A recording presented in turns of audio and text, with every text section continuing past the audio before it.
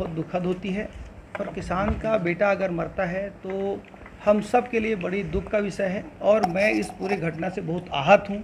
निश्चित रूप से अन्नदाता के परिवार का कोई भी व्यक्ति यदि मरता है तो मुझे ऐसा लगता है कि मैंने अपने परिवार के किसी व्यक्ति को खोया है। परंतु जिस प्रकार का राजनीतिक ड्रामा मुझे आज देखने के लिए मिला राजनांदगांव जिले के सांसद और भारतीय जनता पार्टी के लोगों के द्वारा, मैं उसकी सारी सच्चाई मुझे जानकारी मिली। जैसे ही मैंने तत्काल आप लोगों के माध्यम से उस पूरे मामले की सच्चाई और भारतीय जनता पार्टी के चरित्र को मैंने उजागर करने, उनको आईना दिखाने के लिए आप लोगों के माध्यम से आज मैं यहाँ पर आया हूँ। सबसे पहले मैं बता दूँ आपको कि उस पूरे मामले में संरक्षण की जो बात हो रही है वो पूरी तरह से गलत है, भ्रामक है, निराधार है। केसीसी लोन का मामला जिला सहकारी बैंक के चेयरमैन से कोई संबंधित नहीं होता, वो एक किसान और समिति प्रबंधक के स्तर का मामला होता है। परंतु मेढ़ा सोसाइटी में विगत 2 सालों से गड़बड़ी हुई। मेरे बनते जब मुझे पता चला, मैंने सोसाइटियों को दौरा शुरू किया। मुझे मेढ़ा की जब जानकारी मिली तो मैंने अगस्त सितंबर माह में कृषक चौपाल लगा करके मैंने समस्त किसानों को बुला करके एक एक व्यक्ति का कितना कितना पैसा है उसे सूचीबद्ध करने का काम किया।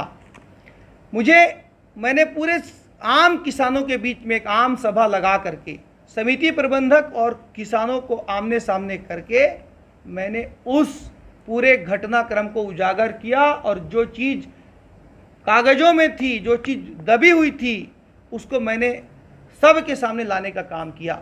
उसके बाद जब सारे किसानों का हमने कर्जा कितना गबन हुआ है, कितना धोखाधड़ी करके उसने पैसा निकाला, ये हमको पता चला। हमने ये देखिए 1/11/2022 को पहली रिपोर्ट हमने दर्ज कराई डोंगरगढ़ थाने में। किसानों को सबको लेकर के 1/11/2022 को हमने रिपोर्ट दर्ज कराई। उसके बाद समिति प्रबंधक किसानों के पास आया, थाने आया और वहां पर 5/11 को उसने ये स्वीकार किया कि मैंने ये पैसा लिया हूं और मैं ये पैसा उनको 15 दिसंबर तक लौटा दूंगा। ये किसानों और उनके बीच सहमति बनी। ठीक है, किसान सहमत हुए कि ठीक है हम इसको 15 दिसंबर तक समय देना चाहते हैं। जैसे ही वो 15 दिसंबर को पैसा नहीं दिया, हमने बिना देर किए 16 दिसंबर को हम फिर से थाने गए और हमने 16 दिसंबर को ये आवेदन किसानों के साथ दिया। और न केवल आवेदन दिया बल्कि चूंकि मैं अस्वस्थ था, आप सबको पता है मैं हॉस्पिटलाइज था, उसी समय लौटा था, मेरे बैक पेन था, मैंने अपने पार्टी के जनपद के अध्यक्ष भावेश सिंह जी, प्रभात साहू जी, जिला पंचायत सदस्य, इन सभी लोगों को भेज करके मैंने, देखिए क्या हेडिंग, अन्नदाता किसानों के लाखों की ठगी, कांग्रेस नेताओं ने किया थाने का घेराव। हमने अपनी सरकार में थाने का घेराव किया अन्नदाताओं के लिए। ये हुआ। उसके बाद जो पहले किसान हमारे साथ 1/11 को आवेदन देने आए थे, उसमें खलारी के किसान भी थे। जब हम 16/12 को थाने पहुंचे तो खलारी के किसान नहीं आए। एक व्यक्ति जिसकी बाइट मैंने भी आप लोग को सुनाई, उसका नाम है राजेंद्र लहरे, उसके द्वारा किसानों के साथ एक मीडिएटर की भूमिका निभाया कुलदीप विश्वकर्मा के साथ, और उसने किसानों को गुमराह किया कि आप लोग थाने मत जाइए, मैं आपको पैसा दिला दूंगा। जैसा कि उसने अपनी बाइट में कहा कि 31 मार्च तक का समय उसने दिलवाया। इसमें हमारी कोई भूमिका नहीं थी। हम लगातार थाने जा रहे थे। हम 1/11 को भी थाने गए, हम 16/12 को थाने गए। हमारे लोगों ने, हमने सबने मिलकर थाने में आवेदन दिया, उसमें लगातार हमने जांच की मांग की। मैंने जिला सहकारी बैंक से उसकी जांच करवाई और जांच में दोषी पाए जाने के बाद ये देखिए मैंने उप पंजीयक को 17/12 को उसको बर्खास्त करने के लिए चिट्ठी ये मैंने लिखी है। अब ये जो पूरा घटनाक्रम हुआ, इसमें मेरा संरक्षण या मेरे उस पर बात कर रहे हैं। मैं पूछना चाहता हूं इस जिले के सांसद जी से, सांसद जी, खलारी गांव क्या 4 साल में एक बार भी आप गए? पहला सवाल। भारतीय जनता पार्टी को पूछना चाहता हूं, जुलाई महीने से ये पूरा घटनाक्रम मैं उठा रहा हूं। जुलाई से लेके अप्रैल तक एक भी भारतीय जनता पार्टी का स्थानीय नेता कभी किसानों के साथ वहाँ खड़ा हुआ, इस मामले को उठाया, थाने गया, सोसाइटी गया, कलेक्टर के पास आवेदन किया? कुछ नहीं। सारी कार्रवाई मेरे द्वारा की गई।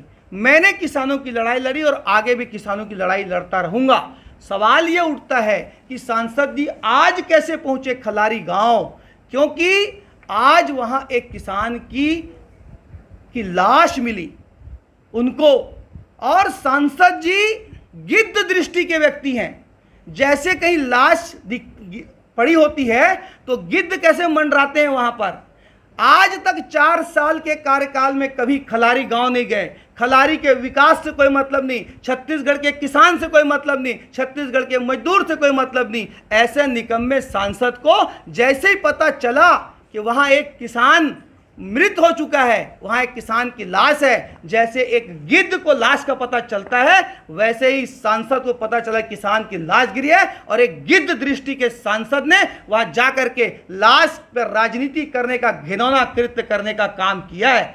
ना ही सांसद को इस जिले के विकास से मतलब है, ना ही सांसद को किसान के विकास से मतलब है। केवल सांसद लाशों की तलाश में घूम रहे हैं। जहां जहां लाशें गिरेंगी वहां वहां सांसद पहुंचेंगे। उनको छत्तीसगढ़ के किसान, गरीब, मजदूर के विकास से कोई मतलब नहीं। केवल किसान की लाश पर आज राजनीति करने का काम सांसद ने किया, और इस ओछी राजनीति के लिए मैं सांसद की घोर निंदा करता हूं। और इस प्रकार के व्यक्ति जो आज पूरे जिले में, जिनके कार्यकाल काला कार्यकाल है, जिन्होंने आज तक पिछले 4 साल में कोई काम नहीं किया, सांसद का कार्यकाल विकास शून्य कार्यकाल है। और सांसद आज ये लड़ाई क्यों लड़ी जा रही है? क्योंकि अंडरब्रिज का मामला डोंगरगढ़ क्षेत्र में बहुत व्याप्त है। अंडरब्रिज को हमने अपने क्षेत्र के निवासियों के साथ मिल करके खुलवाने का काम किया, और मैं इस मंच से आरोप लगाता हूं कि सांसद ने उसको बंद करवाने का काम किया।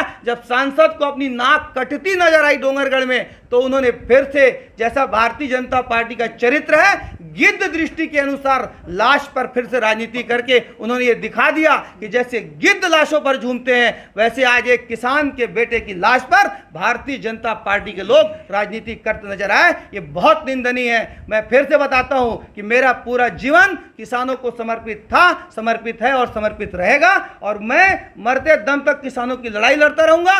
और ये बता दूं, ये कुलदीप विश्वकर्मा को जिन लोगों का संरक्षण प्राप्त है, मैं बताना चाहता हूं, वो कोई और लोग नहीं है, वो भाजपा के ही लोगों का संरक्षण उसको प्राप्त है। आप अपने सूत्रों से पता कर लो। सहकारिता प्रकोष्ठ के प्रदेश अध्यक्ष जी की पड़ोस में रहते हैं। सहकारिता प्रकोष्ठ के प्रदेश अध्यक्ष जी की खासी छंती है उनके साथ। आज तक जब आप जिले के दूसरी सोसाइटियों में जाके और मांग उठा रहे थे, तो सहकारिता प्रकोष्ठ के अध्यक्ष जी वहां क्यों नहीं पहुंचे? मेड़ा आज तक क्यों नहीं उठाई जांच की मांग? के जांच का विषय है। साथियों, मैं आप लोगों के माध्यम से बताना चाहता हूं कि अन्नदाताओं पर एक भी कोई उंगली उठेगी, कोई आंच आएगी, तो हम लोग अपना खून पसीना बहा देंगे, और अन्नदाताओं की लड़ाई मजबूती से लड़ते आए हैं, मजबूती से लड़ते रहेंगे। मैं आया था और इसको मैंने उठाया है, और भी आगे कहीं ऐसा मामला आएगा तो हम उसको उठाएंगे, और दोषियों को खिलाफ कार्रवाई होगी। किसी को कोई संरक्षण जैसी कोई चीज़ कभी नहीं थी और कभी नहीं रहेगी।